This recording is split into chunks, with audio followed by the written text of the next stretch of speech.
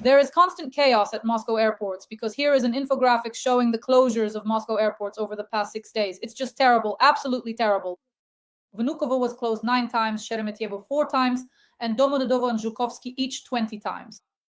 Indeed, Muscovites are in a panic. How do you assess Taurus, Moscow, the Kremlin, Vnukovo, Domodedovo, Sheremetyevo?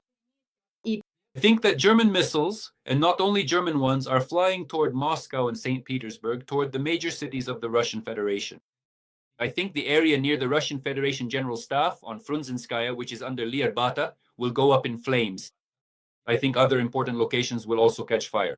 The same goes for Krasnaya Pochta, which for some reason Putin and his entire entourage have been talking about a lot lately. Why do we need to talk about this, Dash? Because a real turning point has occurred. This is a turning point. This is a new phase of the war, a new stage. Everyone has clearly realized that Putin is not just crazy, as Donald Trump said, but that Putin has no intention of backing down and instead plans to escalate the situation, and escalate it every single day. That's why I assume that the Germans, French, British, and Americans have finally lost their patience and given Ukraine permission to strike Russia with anything possible. And from the very beginning, when they gave this permission, they expected that the strikes would target Moscow specifically.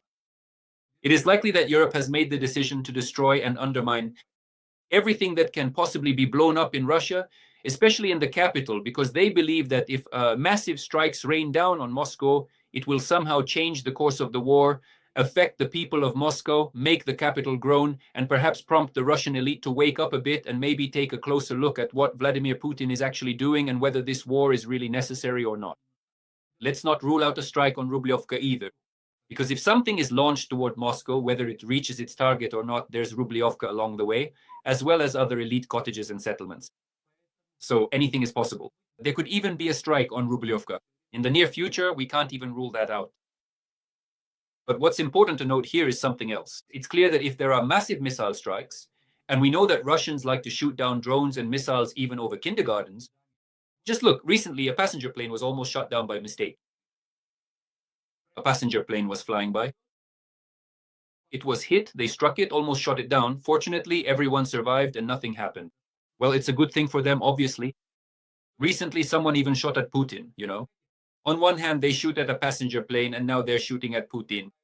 And who handed over the logistics of Vladimir Putin's route? Then we ourselves have to say that there are conspirators in the Kremlin, that there is a group among Putin's security from the FSO, among the Chekists at Lubyanka. Putin's personal security, selected from among the elite individuals who are extremely close to him, includes some who secretly wish for his death and who have covertly passed the coordinates to Ukraine. Moreover, we ourselves know another very important point. We know, as reported by the British publication The Economist just recently, that Ukraine and its allies have embedded algorithms into drones, just as Russia is now programming its drones. So as I understand it, there are engineers at Russian defense enterprises who are against the war, who take and send, embedding algorithms, codes, a modern-day enigma, so to speak, into the drones, sending out information on how Putin makes drones. So essentially, we are witnessing a massive act of sabotage within Russia itself. Then I just watched the news, In the Belgorod region, a railway has been destroyed, a huge stretch of track. In the Tula region, a railway track has been destroyed today, right at this very moment. Because this is the connection to the Kursk region, specifically the Tula-Kursk route. This is, of course, a direct link to the border area. In other words, this is about minimizing and neutralizing any further advances in the Kharkiv direction and accordingly in the Sumy direction. Essentially, what we're talking about is the beginning of a series of large, global, massive acts of sabotage on the territory of the Russian Federation. From the border areas toward Moscow, in order to completely neutralize any of Putin's options and destroy any margin of safety. And I am confident that the partisan movement, which was created both before the war and over the last 3.5 years of this major war, is operating and doing so very cohesively. Because if there are massive explosions targeting railways and tracks in the Russian Federation, then the offensive and military operations will simply stall. This has already happened in history, in African countries. A massive railway attack, explosions on the railroads, and this has always had a very significant impact on the course of military operations and on the progress of offensives. A very strong impact. And that's why German missiles, and not just German ones, we know that everyone has given permission. The French, the British, and even Trump, who has now turned a blind eye to it, will fly over Russia, including over Moscow and St. Petersburg. This will significantly change the war and alter the attitude of the capital towards this war. I think Muscovites are not like people from Rostov. They're not Uyghurs. You see, they're not Uyghurs, not Bashkirs, sorry, not like all the other guys. These are people who will definitely start to tremble, who will clearly look and think, what is this Putin doing? And I think the inner Kremlin, the Russian elite, will be shaking just as much. They're already shaking because Putin, see, Shoigu says he's cold and lonely. Patrushev has been silent lately. Medvedev basically never puts down his glass together with Gerasimov, probably drinking with Mashka Sagarova, the three of them. So this will have an impact. Large-scale sabotage in the near future will affect the course of the war. As I've been saying for many weeks now, we're entering a new phase in this war. When Trump's peace initiative called Minsk III meant freezing the war. Today, Russia neutralized that at the Security Council meeting. To talk about how the West is disrupting peace negotiations. Russia is such a peace-loving agent, you see. Russia is trying to achieve peace, but the West keeps sabotaging everything. But in reality, we all understand perfectly well that Putin has no intention of making peace. He has no intention of presenting any real plan to resolve this war, the hostilities, or anything else. This will be a disruption. And a new stage of the war begins where everyone already understands and realizes that for the coming years, there will be no end. This will drag on for a long time, and it is necessary to significantly raise the stakes in order to pacify the Kremlin's.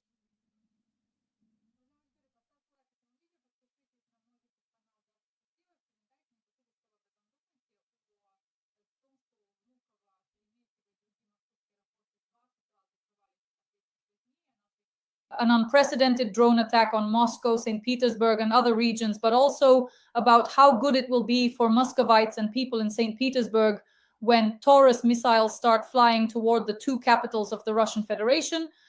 Sasha, regarding what you said, that this will last a long time, and about Trump's mood, well, Trump burst out with, in my opinion, a rather mild comment about Biden, saying that he's crazy. Well, he said that he's crazy, yes. Nothing followed after that. Then I read in the Wall Street Journal your post, and the New York Times writes that Trump might impose sanctions this week, or he might not impose them. Let's talk about this. He might impose them, but not the ones people were expecting. Look, yes, it's actually all very simple here. If the Americans suddenly find the courage and impose 500% tariffs on Russian oil, petroleum products, gas, and uranium, the Russian economy will end up under an embargo, completely shut off. Basically, right? Then we could say that Russia would only be able to keep fighting for a month or two. In other words, this war would end quickly. It would end as soon as tomorrow if Putin were faced with this. But they won't do it. Lindsey Graham can come to Istanbul, leave Istanbul, shout, do whatever he wants. Trump won't do it either. Okay, maybe he'll introduce a 17,000th sanctions package. Or some other package. It doesn't matter at all. It makes no difference whatsoever. This won't stop Vladimir Putin. There are many ways to restrain Vladimir Putin. Both Europe and America have these means. There is a real sanctions mechanism with these tariffs, with a complete oil embargo, and with measures to lower oil prices directly. Of course, this includes blocking certain straits. It means talking to Turkey so that no components are supplied to the Russian Federation and no goods are delivered either through Central Asian countries or through Turkey. It will be more complicated with China, of course, but there are other countries where dual-use and non-dual-use goods are shipped. There are plenty of opportunities to really hit Russia, but they are not doing it. Even though they themselves are preparing for war, I mean the Europeans, the Poles are preparing for war very seriously, and so on. Right now, many people are very concerned about what will happen in Belarus. You see, okay, Trump, everything is clear with Trump. Trump is more focused on discussing how a goose bit his envoy on the testicles while he was on the golf course, and his envoy smiled, and then Trump published that photo. That's what he discusses, rather than what's really happening with Putin and why he can't reach an agreement with Putin. He doesn't talk about that. Putin has lost his mind. All right, he's lost his mind. So what next? Everyone has understood that. Everyone has known this for a long time. Everyone knows it's impossible to reach an agreement with him. So what next? But no steps have been taken. So what were we told next? We were told that if nothing works out this week and Trump imposes sanctions and they don't work, because once again, they'll be toothless, then Trump will withdraw from the negotiations. Well, that's exactly what the two of them want. Trump wants to bail out. He wants to get as far away as possible because he doesn't want to be seen as a loser or a failure. He doesn't want in his mind a second Afghanistan, like how Biden fled from Afghanistan. He doesn't want that kind of situation for himself on a global scale. And this would be an even worse situation for America. As for Putin, he wants Trump to leave so that America stops helping Ukraine or Europe in any way, so that the situation becomes even more complicated, because Putin believes that then he'll definitely be able to tighten the screws to press everyone and to get his way with everyone. I'm very concerned about what's happening now in the north and what will happen. I mean, the military exercises Zapad 2025 on the territory of Belarus. You know, they had a phone call, Putin and Lukashenko, literally just yesterday. He thanked him for organizing the exchange of 1,000 for 1,000 at the border with Ukraine. That's all nonsense. What it's really about is putting pressure on Lukashenko and probably sending as many of their military groups as possible into Belarus. And after that, it's up to fate. They could attack Kiev or Chernihiv from the north as well. No one is ruling out such a threat. I think that after February 2022, you'd have to be completely blind or deaf not to understand that this threat could really exist, that Putin could go for it again. Last time he failed with his blitzkrieg. Why do we think that this time he wouldn't want to try another blitzkrieg, correcting some mistakes, working things out? But on the other hand, of course, no one is ruling out further provocations from Belarusian territory against Lithuania or a number of other Baltic countries or Poland. The Poles are preparing very seriously, and so are the Lithuanians. And in fact, we have to acknowledge one thing together.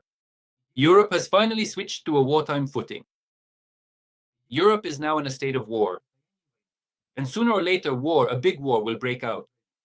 And we will still see European fighter jets bombing Moscow and other major cities of the Russian Federation, because this confrontation is inevitable. Putin cannot take a step back. If he does, his own people will simply remove him. He cannot do it. And the Europeans cannot surrender because they understand what a colossal threat it would be for them if Putin occupies all of Ukraine. And he wants to occupy it. To occupy Ukraine, Trump has said this, Medvedev has said this, and even Putin himself has essentially said the same thing. Sasha, can Graham go along with Blumenthal? In other words, can the Senate de facto go against the administration's policy, override Trump's veto, and pass a bill by majority vote that would become a law imposing hellish sanctions on the Russian Federation? They can, but they still want to get something from the White House. They really want to get some contracts. They really want to get some preferences for their firms and companies. They really want to make money off something too, and so on. If I remember correctly, Graham has been introducing hellish sanctions against Russia for many, many years, about 7 years now. Where are these hellish sanctions? This isn't the first bill authored by Graham threatening Russia with hellish sanctions. But there are no hellish sanctions, not from Graham nor from anyone else. They come up with one package after another. You know, I've come to a very important thought. If these guys had given Ukraine everything at the beginning of 2023, if they had imposed hellish sanctions on Putin, allowed Ukraine to strike with long-range missiles, even ATACMS, helped Ukraine with drone production, Russia would have already lost by now and would be completely defeated. And we would be talking about what is happening in Russia, how it is being restructured, how it is falling apart, how the struggle among the elites is unfolding, how the empire is collapsing. But that didn't happen. Not during Prigozhin's mutiny, not amid the chaos and confusion among the elites after the failure of the Blitzkrieg, not even with the tightening of sanctions and the first blows of sanctions against Putin. Nothing happened. It wasn't Ukraine that missed the moment. Obviously, Ukraine couldn't have produced such a quantity of missiles, shells, ammunition, and so on. It's simply the West, by and large, that was afraid and continues to be afraid. Everything that's happening now, all this blood, all this guilt, aside from Putin, because Putin is certainly to blame. Putin is a murderer in this sense. Yes, he kills people. Russians kill people. They occupy territory. They destroy homes. They rape, they loot, they abduct children. But those comrades who didn't help all this time, who blocked aid and support, that's also the doing of Trump and his team back then in the US Congress, who were constantly late in providing Ukraine with ammunition. They were indecisive, the Scholz government. Remember, to give Taurus or not to give Taurus or not to give, and tanks. Should we give Leopard tanks or not, and so on, and so on, and so on. So while they were hesitating, Putin increased both the number of drones and missiles, made deals with the Iranians, got North Korean shells and artillery, and even sent those North Koreans, those dogs, to fight against Ukraine. That's why we have the situation we have right now. And this turning point in the war should have started much, much earlier. Let's put it that way, much earlier. It's only happening now. But only now is Europe starting to catch up. And I have a big question. Will it actually catch up? The fact that Merz came out and said that this war will last a very, very long time means that Europe has officially admitted its own powerlessness against Russia. Because if Europe were to impose the sanctions that actually need to be imposed right now, disconnecting everything from SWIFT, embargoes on oil, gas, uranium, gold, and other things, remember what Chichvarkin said, that if Europe implements a certain package, then again, at that point, Russia would simply collapse. Its economy would collapse. But Europe didn't do that. So in effect, Merz is officially admitting in his cheerful way that we can't do anything. So Russia will keep fighting Ukraine, attacking Ukraine for many, many more years. I don't know, maybe that's Merz or maybe not. He's not as impotent as, for example, Scholz. You see what I mean? Yeah, there's really no need to overthink it. All you really need to do is take two actions. Of course, you could do a lot more, but there are two things that must be done. Shut down the Danish Straits so that no Russian ships, neither shadow nor regular, can pass through in any direction, selling this semi-legal oil. That's the first thing. That alone would practically bring everything in Russia to a halt. Simple as that. Everything would just stop. And second, a blockade of Kaliningrad. An economic blockade of Kaliningrad and a military blockade of Kaliningrad. What would Putin do then? Would he go to war against NATO? Would he attack the Finns? Would he move against Poland? What would he do? Right now, when all efforts are focused on Ukraine, if these things were to happen, he would surrender. Because the loss of Kaliningrad, which was handed over to his first and only wife, who now goes by the surname Ocheretina, but back then was Putin Lyudmila, she currently oversees the Kaliningrad region. That would be a major blow to him. A huge one. Kaliningrad is not Rostov. It's an important center for Russia. It's a separate concentration of troops, a military grouping, and so on. It would be a colossal defeat if the Baltic Fleet were forced to move towards St. Petersburg. It would be a colossal defeat if the entire region were blockaded, and all routes for delivering goods, any goods, humanitarian or otherwise, were completely cut off. That's it. And if the Danish Strait were closed as well, that would be enough to make him withdraw all his ultimatums and sign a peace agreement. Yes, that peace agreement would have lasted for 3 or 4 years, but that's a pause that absolutely everyone would have needed in this situation, including Ukraine and the West. Not just Russia. So why is this not happening? Residents of the Suwalki corridor are fleeing in fear of a Russian invasion, writes Bild. Amid rising tensions, residents of the strategically important Suwalki corridor have begun to leave the region en masse. This was reported by the German newspaper Bild. It is noted that this narrow strip of land, 65 kilometers between Poland and Lithuania, which separates Belarus and Kaliningrad, is a vulnerable point in NATO's defense. And the military believe that in the event of a conflict with the armed forces of the Russian Federation, they could strike from both sides. Russian artillery capable of firing over 30 kilometers covers the entire Suwalki corridor. What do you think? I will ask, where is the army? Where is their unified army that they keep talking about? All right, there is no unified army. They don't even want to send peacekeeping forces and contingents to Ukrainian Lviv. They're afraid, they're cowards, to Odessa and so on. Fine. But where is the army? The British, French, German armies? Where are the Swedish systems, the fighter jets, the artillery? Where is the Finnish artillery there? Where is the defense, just to, in general, neutralize any threat from Russia and Belarus? So there are a huge number of questions. They just, well, fine, let's evacuate people. But what next? Obviously, this is the road to Kaliningrad, a land corridor to Kaliningrad. But it's a narrow strip that could separate the Baltic countries from Poland, obviously, cut them off. But this strip is extremely vulnerable, even in the event of an advance by Russian troops. And it's not for nothing that Sweden was made a party, a NATO member, and so on. Gotland Island, and so on and so forth. None of this happened by accident, but that's still not enough right now. You see, we can simply express our outrage, we can discuss this. These are obvious things. Of course. The question is that a new stage of the war, a new phase of the war is beginning now. So what comes next? For Ukraine, it's clear what's next. this is going to be a long war. Putin doesn't want to make peace. As long as he doesn't face problems with the economy, first with human resources, second and directly in military terms, third, he will keep going. His economy will most likely collapse by the end of this year. Everyone there is already saying there will be a recession, there will be a downturn, and they'll have to do something about it. This will affect the defense industry. We'll see what happens with oil prices. Most likely, they will also collapse in the relatively near future. All of this, one way or another, will affect the course of military operations, the fighting. But this time needs to be used somehow. Look, I actually view all these things optimistically. Why? Because considering that the Germans have classified not only the transfer of missiles to Ukraine, but also all other equipment, ammunition, and weapons, and considering that they have given full permission to strike wherever possible, this indicates that they have internally decided that war with Russia is inevitable and that they need to fight. They don't want to fight themselves. They don't want their soldiers to go and fight against Russia.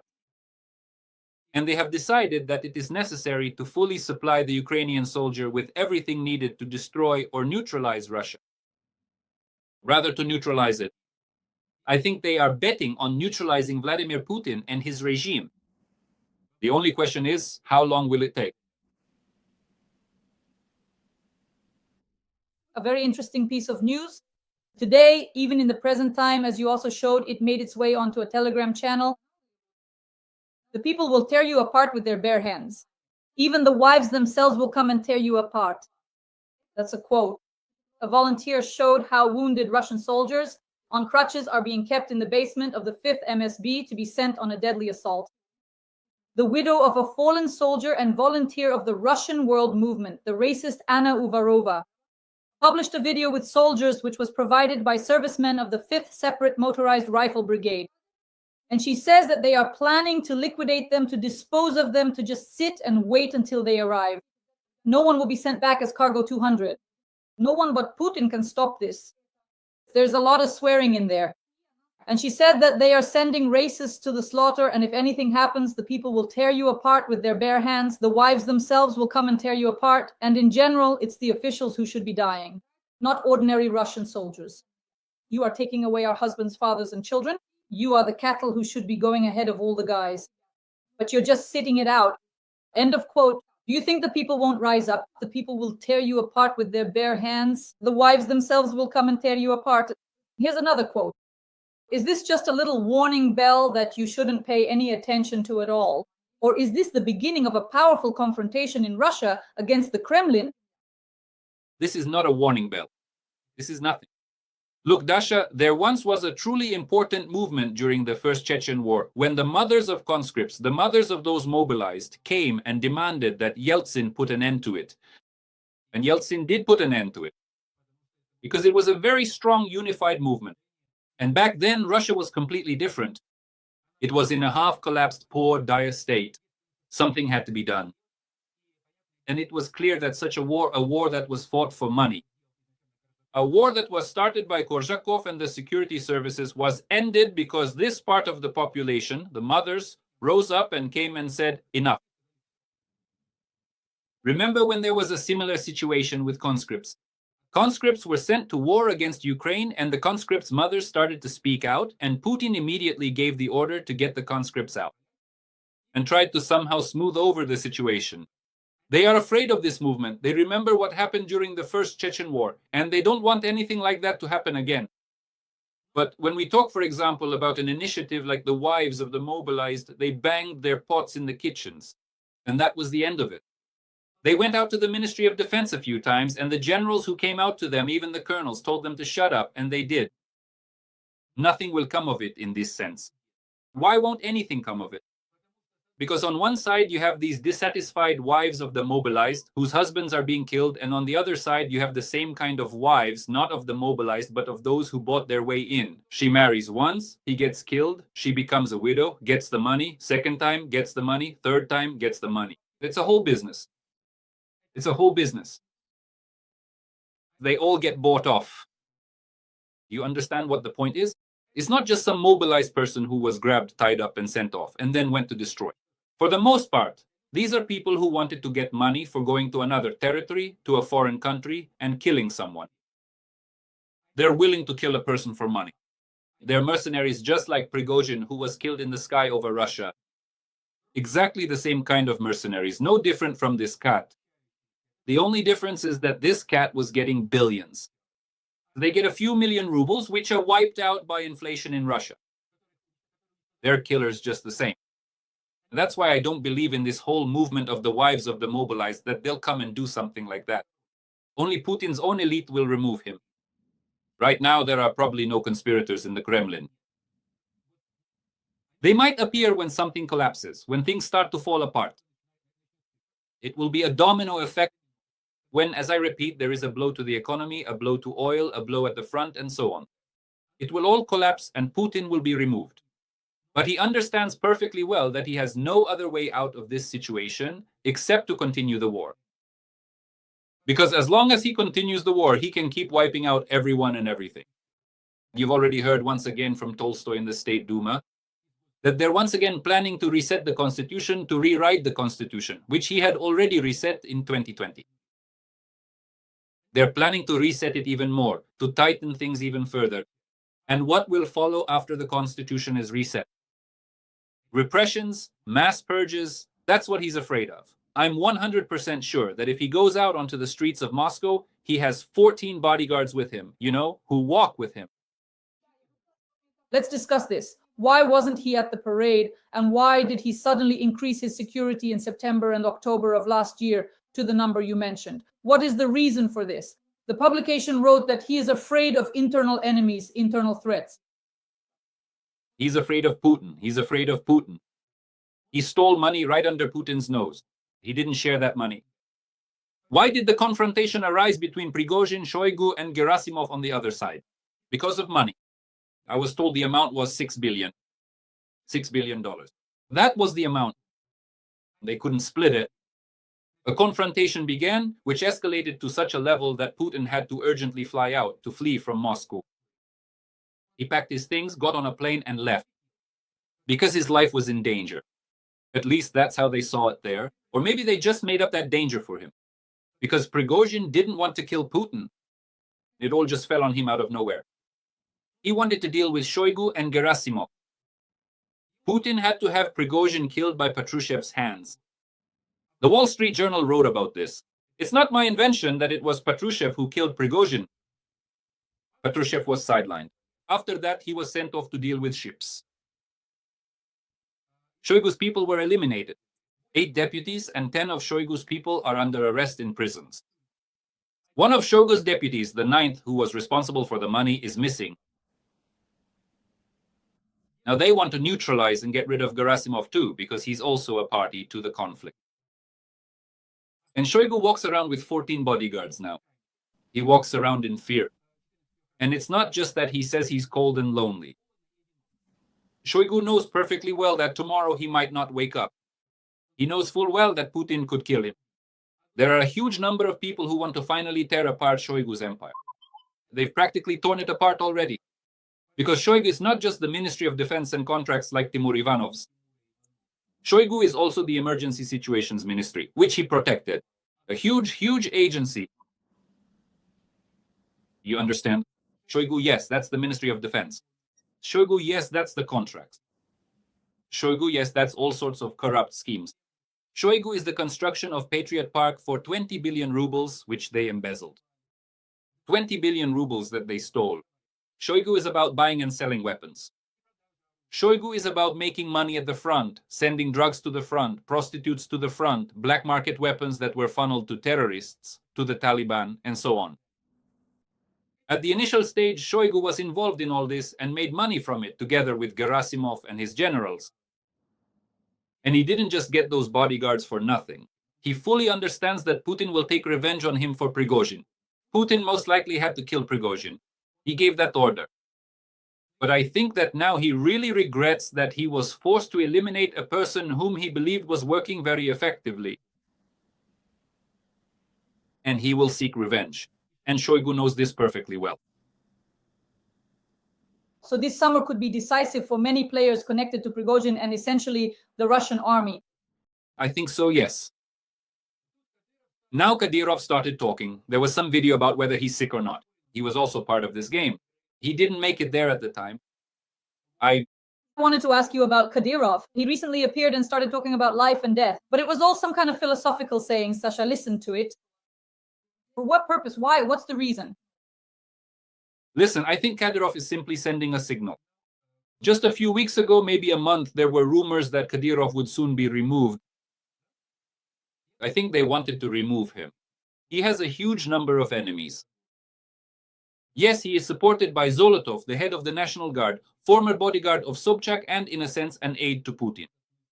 But the FSB is against Kadyrov. Military intelligence is against Kadyrov. The GRU is against Kadyrov. The Ministry of Defense, the General Staff, the Ministry of Internal Affairs, the Investigative Committee represented by Bastrikin, and the Prosecutor's Office are all against Kadyrov. These are all people who oppose Kadyrov. These are clans that are against Kadyrov. And now they're simply being signaled. So guys, look. I went to Putin and once again received the mandate to rule. And there's nothing you can do to me. I think that's more or less how this signal should be interpreted, as performed by Ramzan Kadyrov. But all these people who in one way or another took part in this conflict with Prigozhin and in this outcome that concerned Prigozhin, they have either been neutralized, eliminated, or are under constant pressure of some sort. So yes, the infighting and purges will continue, and Putin's vendetta has not stopped. It will go on, and he will see it through. He will gradually destroy all of these people. And he will do it. Sasha, our audience is asking you, since we do these streams with you every week, I noticed they're writing in, asking you to give a small forecast of what might happen this week, that is, before our next meeting. What do you think? A brief forecast, a mini prediction from top analyst Alexander Demchenko. I think that Trump will not take any significant actions regarding Russia, and he himself will try to get out of the war in the near future. The Europeans obviously will begin urgently supplying Ukraine with missiles and other long-range munitions in order to strengthen its position before the summer offensive. I think that a series of sabotage operations will begin in the near future. We will see them in large numbers over the next week or week and a half at railway junctions, tracks, and so on. And it is to be expected, though not in the coming week, but in the longer term, that the drone war will intensify even further, both in relation to Russia and to Ukraine. Friends, please like this video. Every week I meet with top analyst Alexander Demchenko. This is the Sasha plus Dasha segment. We discuss the key events, and we hope that if a major event suddenly happens, we'll do a special broadcast. But mainly, it's once a week. Friends, subscribe to my channel, Dasha Happy. Write in the comments what you think about the situation overall. Your forecasts, your opinions, your analysis. Alexander Demchenko, top analyst. Sasha, thank you so much and see you soon. Thank you. See you next time. Bye.